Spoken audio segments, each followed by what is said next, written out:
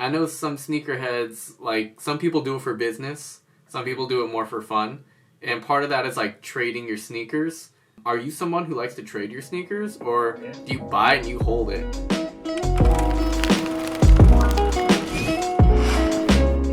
What's going on, you guys? Welcome to the very first episode of the Creative Corner. This is a video podcast dedicated to creatives and their passions. Today, I'm super excited to introduce to you my friend, Raphael, based all the way out of New York City, to talk about his passion for sneakers, the culture, and how he got into it. Alright, question number one. What's your story and how did you get into the whole sneaker game?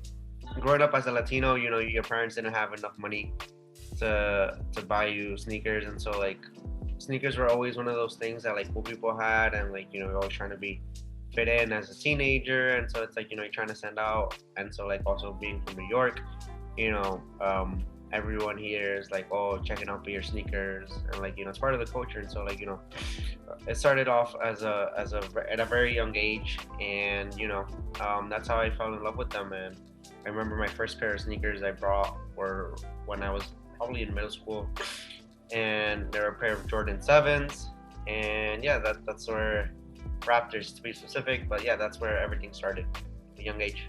Nice. Yo, I believe it. I bet they're looking at shoes when you walk outside. You're like, oh, what's he got on? Ooh, okay. Actually, that kind of lends us to the next question.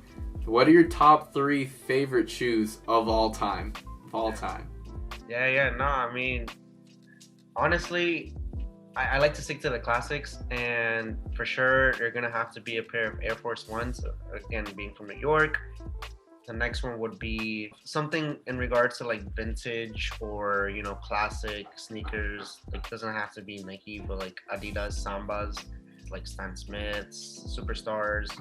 That's the second one, and another one would be probably like Jordans, right? Like top ones would be like a Jordan 1, Jordan 3. Honestly, like the shoe that I've been recently so crazy about was an Air Max 97 1 by Sean Witherspoon. That was like something that, again, like bringing vintage and a modern twist to it, like a hybrid Air Max 97 and Air Max 1, putting it together, colors, materials, super. That's a pair. It's never gonna leave from my collection. I know some sneakerheads, like some people do it for business, some people do it more for fun, and part of that is like trading your sneakers. Are you someone who likes to trade your sneakers, or do you buy it and you hold it?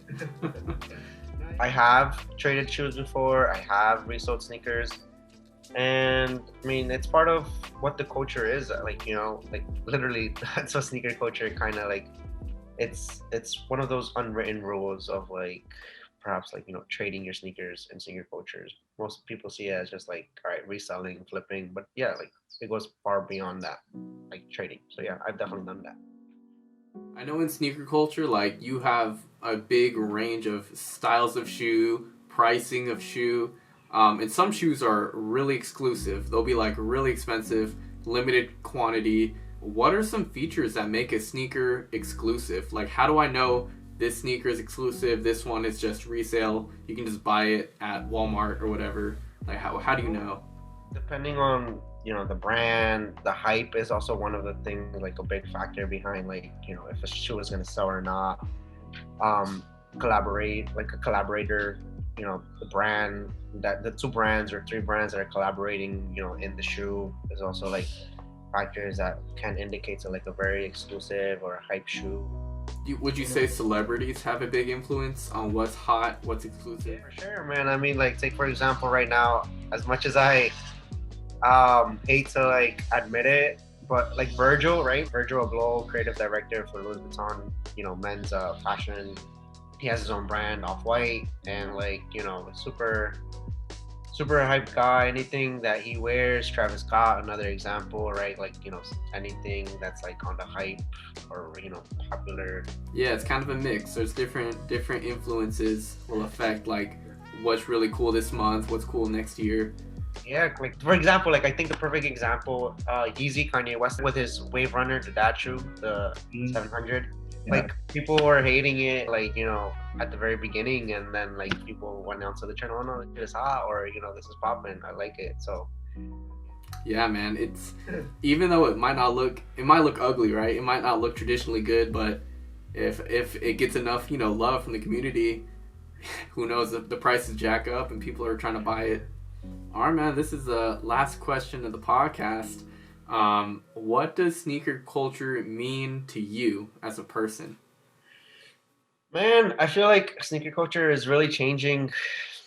It means everything because that's where, I took most of my learnings to like, not in the bigger picture like life or whatever, but like design, like, history as well, like getting to meet people through shoes, through sneakers. And like, I mean, for me, sneaker culture, sneaker culture in general means everything to me. But like, there are all other aspects as well. Like I said, the reselling, it just kind of it sucks, but I get it. Like, I can't hate on kids trying to or people trying to make their money. Like, especially now during these hard times. Like, bro, I do what you got to do. I still appreciate the OGs, the original ones, like the like sneakerheads, like that just truly love wearing their sneakers. And yeah, like that's a little bit about my take on sneaker culture right now.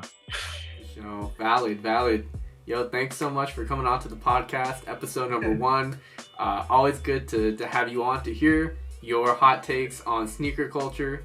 But that wraps up this episode of the Creative Corner. Comment below what kind of shoe are you rocking, what's your favorite shoe, and comment below what else you'd like to see in this series. I'd love to hear your input. But that wraps it up for this episode, and I will see you all in episode 2.